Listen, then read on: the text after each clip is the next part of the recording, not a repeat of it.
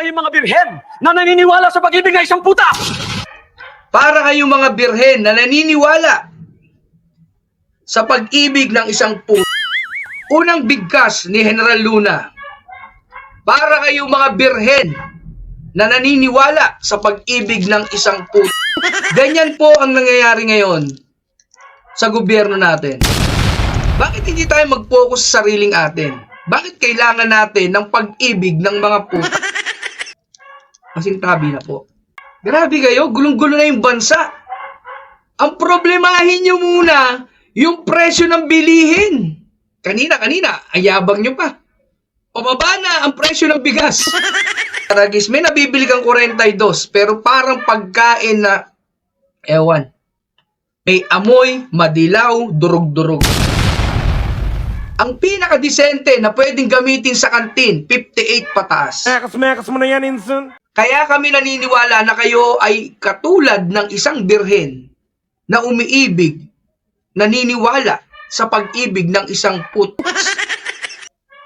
Dudong Obsidian Australia, magandang gabi. Never ever touch Tatay Digong or mapapabilis ang exodus nyo sa Malacanang. Huwag mong Kuha subukan. umano ng impormasyon si dating Pangulong Rodrigo Duterte na posibleng arestuhin siya anumang oras kaugnay sa reklamong inihain laban sa kanya na may kinalaman sa kanyang war on drugs sa International Criminal Court.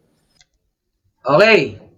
Nakakuha po ng impormasyon ang dating Pangulong Rodrigo Roa Duterte na anumang oras ay kaya na siyang arestuhin Huwag mong subukan. ng ICC. Grabe, no? Sasabihin ng Pangulo na hindi dapat makialam tayo, ay hindi makialam ang ICC at hindi tayo tutulong. Pero di ba, last year ko pa sinasabi sa inyo na lahat is planado na. Dahil wala namang pakialam sila sa Pangulo eh. Mas takot sila doon sa babaeng Pangulo. Narinig nyo yun ha? Galing na yung kay PRRD. Siyempre, naghanap pa rin ako ng iba na mga nakakakilala kay PRRD. Kung totoo ba yung balita, mamaya ipapakita ko po sa inyo. Ano sinabi dyan ni General Luna sa kanila? Gagawin ng Amerika ang lahat. Maunahan lamang niya ang ibang mga bansa na may pagnanasa sa Pilipinas.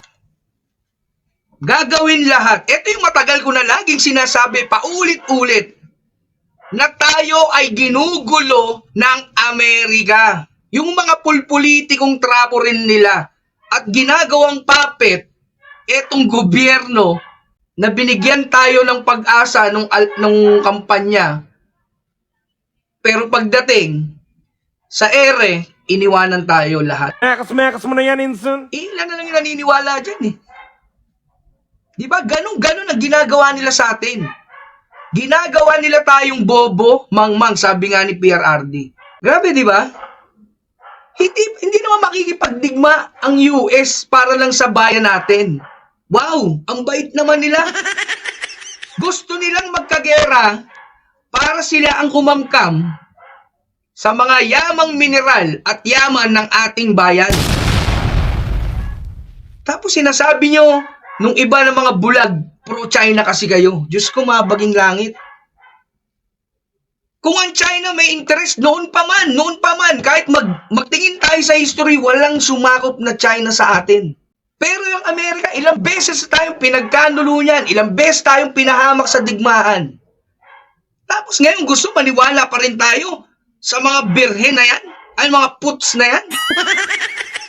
Hindi gagana, hindi makikialam ang US kung wala silang interes sa isang bayan.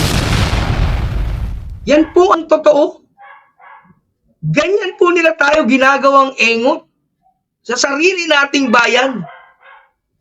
Tapos etong mga politiko, ginamit na naman nila, napaglaruan na naman nila, napangakuan na naman nila, ayan, puppet na naman nila. Samantalang nung panahon ng dating Pangulong PRRD, hindi sila makasingit dito. Lagi silang barado. Sabi ni Jay Monterola, gawin nila ang kawalangyaan nila, subukan nilang galawin si PRRD para magkagulo na. Kaming mga nananahimik ngayon, tignan nyo lang, pag kami na ang umalsa at lumaban sa administrasyon ngayon.